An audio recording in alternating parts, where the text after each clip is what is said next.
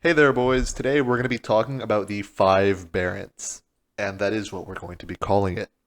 The only thing I can possibly believe that Bungie was thinking of when they released this is, what could we do to improve on Forbearance? But there's only one weapon that could be better than Forbearance, and that is Forbearance. Bungie used the Forbearance to beat the Forbearance, if that makes sense. Let's get into the details.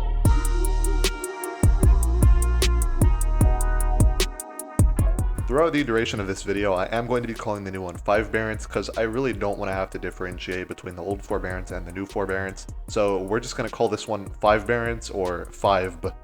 But anyways, getting into the differences, the main difference between Forbearance and Forbearance is that Forbearance has a couple of extra perks which are very powerful and a new origin trait. Additionally, while it doesn't have access to it now, it will eventually get enhanced perks, which will put it at the same power level as the current Forbearance. However, for the time being, Forbearance is just not going to be as strong because the perks are not enhanced. It's also not going to be craftable, so I would only really go for this if you're somebody who's pretty dedicated, already has all the other brave weapons they want, and just want to get a slight upgrade.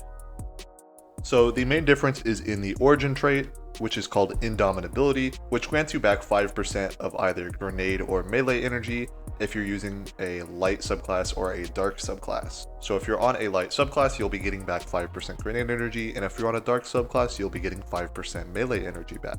It seems that most things based on your equipped subclass when it comes to Prismatic is just based on the element of your super, and most of the good supers on Prismatic are light supers, so I imagine that this is going to mostly be a grenade energy thing. And I really think this is the strongest part of Forbearance, is that you can get so much grenade energy. On top of having Indomitability, it also has access to Demo, which adds another 10% grenade energy per kill. However, something I think some people haven't noticed or haven't paid attention to is the facet of Balance, which is a fragment that will be available on Prismatic once it releases in Final Shape. This will allow you to get even more grenade energy for light-based kills, which Forbearance is. So with this, we may be able to get an additional 5%, maybe 10%. I don't know what the exact amounts are going to be. However, it would be staying consistent with a lot of things if it were to be 5%, which would bump us up to 20% grenade energy regen on every kill, which is easily enough to get your entire grenade back with every shot of the weapon. If you really wanted to just go all in on the ability energy, there's also 4th column Wellspring, so you could run Demo and Wellspring together. Although I would recommend just going with Chain Reaction to get more kills, which is obviously going to be better for the energy in the long run. Forbearance will also have access to Ambitious Assassin, just like Forbearance, so you can go for the exact same role again, and the only difference would then be the origin trait, which a lot of people might argue that getting ability energy is better than getting health based on your kills.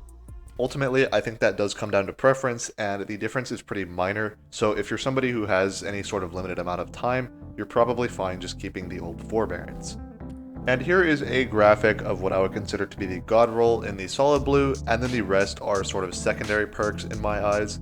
In this case, I would basically just have my Forbearance for the grenade energy, and keep my Forbearance for harder content where I might want the healing instead of the ability regen.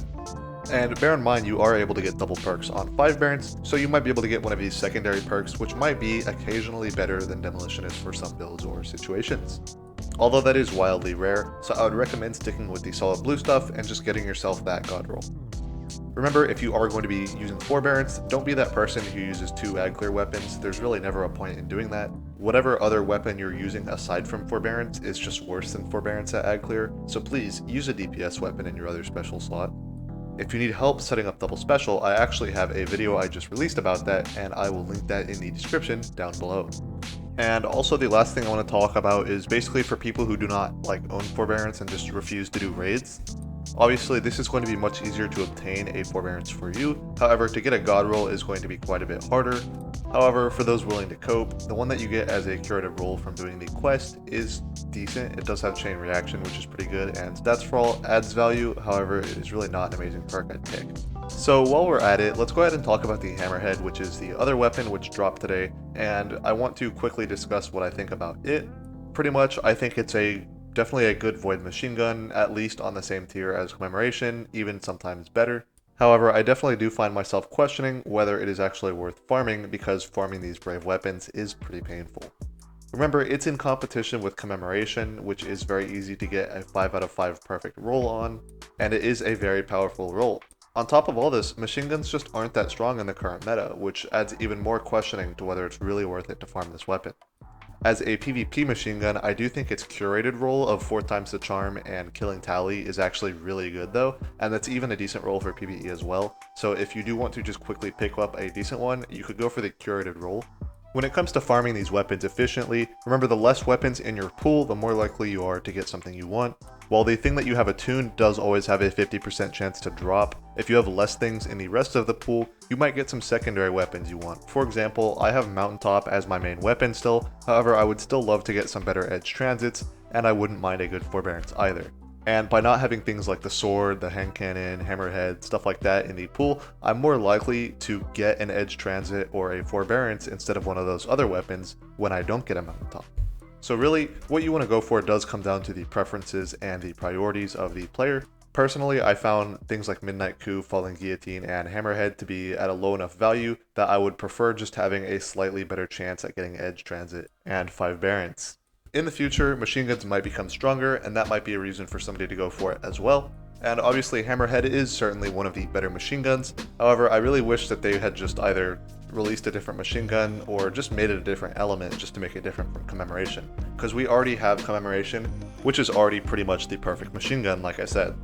But still, unfortunately, I just don't ever have a reason to really put on a machine gun. I feel like for pretty much any content that I would be not using a DPS like grenade launcher or rocket launcher, I would either be using a Gallahorn or other rocket launcher with a teammate with Gallahorn for ad clear, or I'd just be using an eager edge sword. And I feel like there's not really any situations that are between those two where I'd end up using a machine gun in. Anyway, this is pretty much going to wrap up my coverage of all of the Brave weapons being released. Next week we're getting Luna's Howl and I believe Blast Furnace, and I'm really not interested in those for PvE. They're both primary weapons and don't really have any standout perks that really made me want to go after them. Overall, not a huge fan of primaries, and my video on Double Special also covers that, so if you do want to see that again, I'll have it linked in the description. But just to quickly recap those weapons, Luna's Howl is basically just going to be a worse version of Zali's Bane, being just another weapon with incandescent and not even having explosive payload. Some people have been arguing stuff like heal clip and incandescent or something like that, but I really do think that that's ultimately just cope. If you really need a heal clip weapon, Luna's Howl might be a decent one, but I've never been in a situation where I'm just thinking, I really wish I had a heal clip weapon right now. In fact, when I tried to talk about heal clip in my last video, I didn't even have a weapon that had the perk, and I actually had to ask for a friend to send me a screenshot of the perk icon just so that I could get it. That being said, Luna's Howl does look like it's going to be very good for PvP, and once I have my PvE weapons, I might actually go for a good PvP roll of it, probably like slide shot opening or something like that. Being the whole precision frame but 140 is definitely interesting and might make it easier to hit shots with, so if you are a PvP player, you might like Luna's Howl for that, but I really don't recommend it for PvE. And Blast Furnace is in a similar boat as Luna's Howl. I think that it's going to be an excellent PvP option, obviously, as a pulse rifle and having very good perks. However, when it comes to PvE, while it does have perks that a lot of people might think are good, it's ultimately still a pulse rifle and at that a primary. So if you were going to use a primary for ad clear, Blast Furnace is not the one I would suggest. However, if you do end up needing a pulse rifle for champ stun or anything like that, it could definitely be decent for that, but I really wouldn't put it past doing anything other than that. If you are going to go that route, I'd probably go with Frenzy and Kinetic Tremors, that way the Frenzy buff is applying to your Kinetic Tremors. It also has Shoot to Loot, so if you want to run Shoot to Loot on your pulse rifle, you could do that as well. However, it doesn't have any good splash perks with it, so I'm probably just going to keep using my Battle Scar with Shoot to Loot and Kinetic Tremors together, which I think is a decent combo if I'm ever forced into a pulse rifle. But yeah, that's about it for that. Anyway, as always, let me know your thoughts in the comments below. Do you think I'm right about these weapons? Are you going to be going for 5 Barons? Are you going to call it 5 Barons? I honestly really hope that name sticks around. I hope to see you in the next one. Bye bye!